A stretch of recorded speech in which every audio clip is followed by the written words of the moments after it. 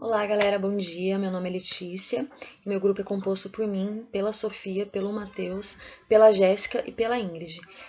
Nós vamos apresentar hoje um projeto de intervenção para inclusão social. Esse projeto visa sanar os efeitos de uma situação problema que acontece numa escola de ensino regular com o Thomas, uma criança de 9 anos de idade do terceiro ano do ensino fundamental. O Thomas não tem o movimento das pernas devido à sequela da paralisia infantil. E os alunos da turma não sabem muito bem como lidar com essa diferença. Então, enquanto um apenas o ignoravam, outros o discriminavam. A fim de promover a inclusão social, nós planejamos uma intervenção sociodramática desenvolvida por Jacob Levi Moreno. Agora, passo a palavra para a Ingrid, que ela vai falar mais sobre o Jacob Levi Moreno e sobre sua teoria.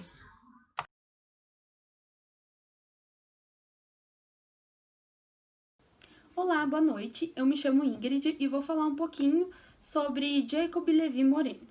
Bom, Jacob Levi Moreno, ele nasceu no ano de 1889 na Romênia. Ele foi médico, psicólogo, filósofo e dramaturgo. Bom, Jacob Levi Moreno, ele criou o psicodrama por volta dos anos 30. Porém, ele já tinha um grande interesse na área de artes dramáticas. Em 1964, ocorreu o primeiro Congresso Internacional de Psicodrama e Sociodrama em Paris. Posteriormente, ocorreu um outro Congresso Internacional, porém aqui no Brasil, que foi ocorrido em São Paulo. O psicodrama ele funciona com um método de inversões de papéis, para que o indivíduo não tenha um contato somente com si, mas também com o outro. E através disso ele consegue ter uma outra percepção de si mesmo. Jacob Levi Moreno, ele denominou o psicodrama como a ciência que explora a verdade por métodos dramáticos. Jacob Levi Moreno, ele faleceu aos 85 anos e ele fez um pedido que em sua lápide tivesse uma frase da qual dizia: "Aqui jaz quem devolveu a alegria à psiquiatria". Bom, agora a Jéssica vai estar dando continuidade ao nosso trabalho.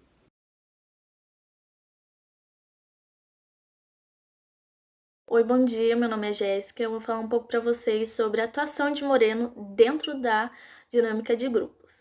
A dinâmica de grupos foi criada por Kurt Lewin e teve como grande destaque a partir da Segunda Guerra Mundial.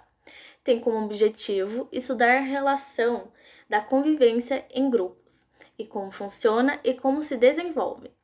No ano de 1936, Jacob Levin Moreno começou a estudar sobre e tem como uma das principais teorias que desenvolveram o estudo da dinâmica de grupos, além, claro, da teoria de Kurt Lewin. E a teoria é a socioeconomia, que inclui a sociometria, a sociodinâmica e a sociatria. Dentro da sociatria tem o psicodrama, o sociodrama e a psicoterapia de grupos. Moreno, com esses conceitos, também criou algumas teorias que auxiliaram na dinâmica de grupos, que são a teoria da espontaneidade, o fator tele e a catarse. Agora eu vou passar a palavra para a Sofia, que vai falar um pouco sobre a nossa situação problema. Obrigada.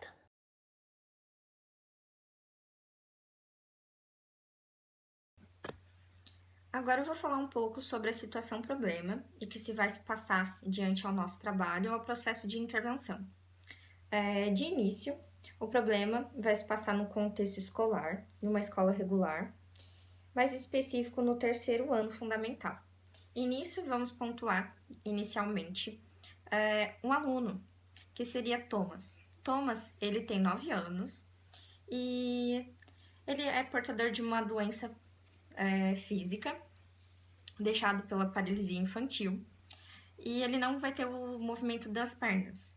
E nisso, Thomas sempre teve a consciência de que no seu dia a dia ele teria algumas dificuldades e também passar por algumas situações que não seriam tão convenientes. Portanto, ele nunca deixou de estar em grupo, de participar de atividades que podiam ter mais interações, de agilidade, e nisso nunca foi problema a ele. Portanto, uma queixa inicial perdura em uma certa atividade dentro da escola, com os demais da sua sala. Sempre que ele ia participar da educação física, que era uma atividade que era uma distração a ele, ele sempre se mostrou muito apto, sempre gostou de estar em grupo. Portanto, desde que colocavam atividades grupais e tinham que ter essa separação de grupo, por exemplo, em futebol, vôlei, basquete, onde tinha que haver essa separação de grupos, ele não se sentia muito confortável a isso, porque ele não queria ser o último a ser escolhido ou ser apenas escolhido por dó. E nisso era na consciência dele. Ele sempre se achava um pouco inferior diante ao problema que ele tem. Então, sempre o professor ele adaptava essa questão de separar os grupos, deixando isso a critério do mediador, para que não ocorresse essa indiferença. Portanto, ele foi mostrando um jeito um pouco diferente do que ele se mostrava antes. Ele não gostava de participar mais dessas atividades grupais, porque ele não queria ser um problema para esse grupo, porque sempre havia alguma indiferença na visão dele. Então, ele sempre procurou dar o seu melhor, sempre mostrar mais ágil nas habilidades com as mãos. Portanto, ao decorrer do tempo, ele se sentia indiferente aos demais. E nisso, os professores, os pais, foram vendo que ele não tinha mais esse ânimo de participar dessa aula. Então, o que veio a tomar essa consciência tanto dos mediadores dentro da escola e dos pais. Então, o processo de intervenção começou aí.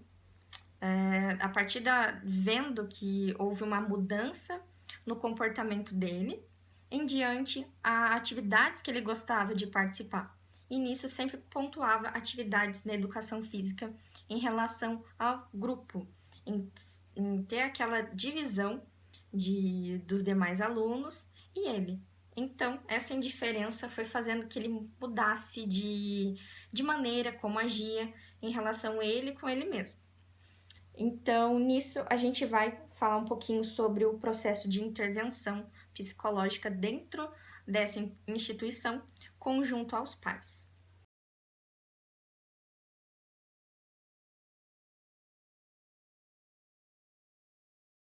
Para intervirmos sobre essa situação-problema, também descrita pela Sofia, nós desenvolvemos um projeto com 3 intervenções sociodramáticas, de 1 hora cada uma, que aconteceria uma vez por semana nas sextas-feiras, intercalando o horário, claro, para não prejudicar nenhuma matéria. Os materiais utilizados seriam uma bola de vôlei, uma bola de basquete e uma bola para queimada. Toda a turma participaria da encenação, inclusive o Thomas. Do primeiro dia ao terceiro e último dia de intervenção, convidaríamos toda a turma a encenar alguns minutos de jogos, como vôlei, basquete e queimada. E depois mudaríamos as regras, limitando a locomoção de toda a turma. No final da encenação, faríamos uma roda e daríamos espaço para que as crianças respondessem como se sentiram com a encenação e como foi jogar com limitações, e como contornaram essa situação juntos. No último dia, no final da encenação, nós explicitaríamos que esse projeto teve a intenção de proporcionar vivência, para que os alunos pudessem sentir como é ser uma criança ou uma pessoa com limitações físicas, e o quanto é importante para que essas pessoas e crianças, que todos unam-se em prol de adaptar as atividades para resolver essas questões juntos. Agora, nós vamos compartilhar o vídeo que nos inspirou a criar o nosso personagem principal, o Thomas. É um vídeo importante e interessante, pois mostra a diferença que faz uma escola com uma direção disposta e capacitada a promover a inclusão social.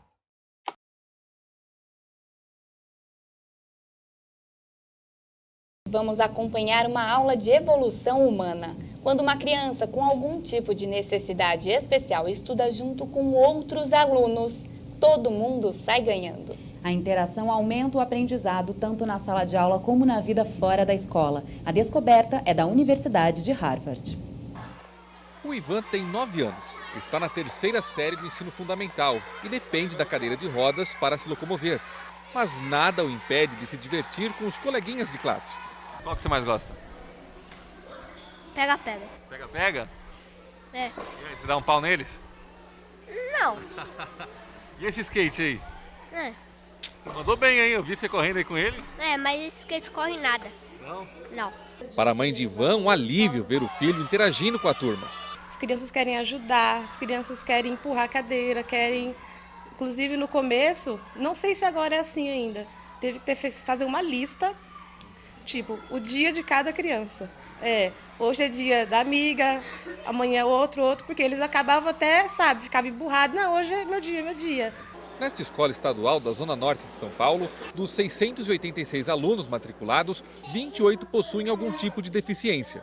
Qual que é a importância de um professor capacitado, preparado, treinado para lidar com alunos especiais na sala de aula? Então, o estudo, né, ele te capacita um pouco mais a desenvolver algumas técnicas. Então, o olhar é diferenciado, a matriz curricular já do curso escolhido, da faculdade, é diferenciado.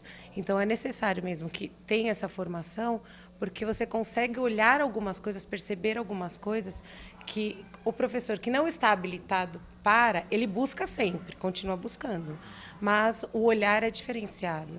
Uma pesquisa da Universidade de Harvard, nos Estados Unidos, estudou a inclusão de alunos deficientes em escolas regulares. Os resultados mostram que grupos de alunos normais que conviveram com crianças especiais desenvolveram habilidades mais fortes em leitura e matemática. E alunos especiais tendem a ter melhores habilidades na linguagem e na alfabetização. A interação entre os alunos com e sem deficiência traz benefícios para todos os lados. As crianças passam a ter opiniões menos preconceituosas, são mais abertas à diversidade. E a pesquisa revela que os alunos especiais na fase adulta estão mais dispostos a ingressar num curso superior. Algumas crianças precisam da interação para aprender, porque elas imitam o colega. Então, se você tem associadas crianças que apenas tenham deficiência, elas têm pouco estímulo para avançar. Quando você coloca todos aprendem com todos.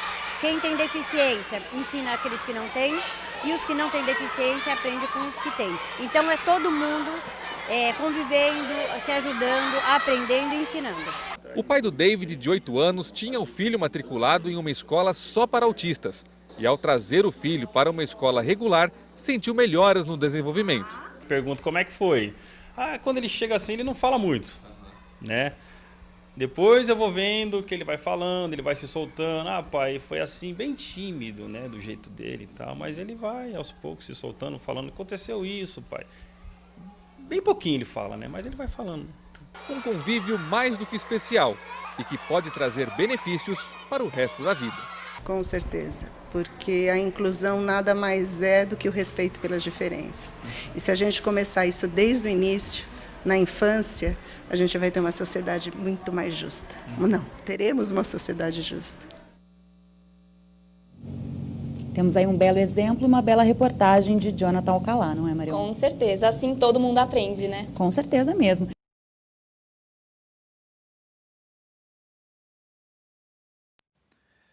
Bom dia, meu nome é Matheus, eu vou ser responsável pela parte da conclusão do nosso grupo.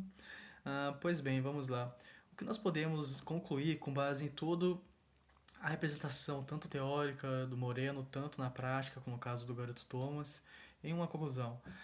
Primeiramente, na parte da associação do Thomas, foi instaurada ali uma inclusão social muito boa, muito prática, junto do no caso do Thomas, com o grupo, o coletivo ali, trouxe ali uma troca de conhecimentos, de relações, né? É isso que a parte da ação dramatúrgica, a parte da intervenção sociodramática traz, você ali, com base em intervenções e dinâmicas e práticas, poder ali estimular a pessoa a trazer e buscar o saber do outro, né?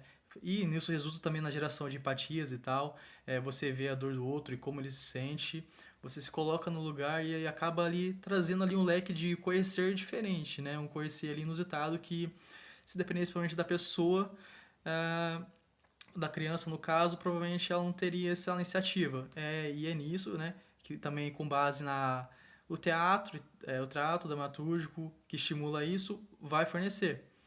Então, nisso tudo, cabe a nós ver o quanto é essencial nisso tudo e quanto isso é importante, porque não só na parte do convívio escolar, também na parte, por exemplo, na parte da indústria, na parte da empresa, a intervenção sociodramática ela também é aplicada. Então, existe um leque ali de âmbitos sociais a serem aplicados, bem variados. E nisso tudo também vale ressaltar que a espontaneidade, né, dentro do teatro, Moreno diz, que a espontaneidade vai trazer o estímulo da ideia do consciente para fora, né? Vai fazer com que o consciente ele vá para fora, porque quando você está na parte do teatro, você tem pouco tempo, você acaba não construindo a sua resposta, você não tem tempo para aquilo, a sua criatividade vai exercer e assumir o papel todo ali. Então isso tudo acaba trazendo ideias que a pessoa provavelmente não sabia, e isso tudo também auxilia e ajuda também com base naquilo, o que ela já pensa. Então, cabe nessa conclusão, esse linha de pensamento, né? A melhoria, tanto mental quanto física, como por exemplo no Thomas, pode ser aplicado também e ser identificado com outras pessoas. Você vê ali que no caso do menino, ele acabou parando de fazer o que ele gosta, ou seja, a parte mental estava muito fragilizada, muito pela parte de não querer incomodar os outros, sempre se sentindo um peso, provavelmente. Então, isso tudo, com base no que você vê antes e depois nas intervenções, você acaba vendo que ele melhorou ali integralmente, tanto na parte física quanto na parte mental. E é nisso tudo que nós queremos a ideia de concluir. É nessa parte, nessa linha de pensamento que nós queremos fechar esse trabalho. Creio que seja isso. Muito obrigado. Bom dia.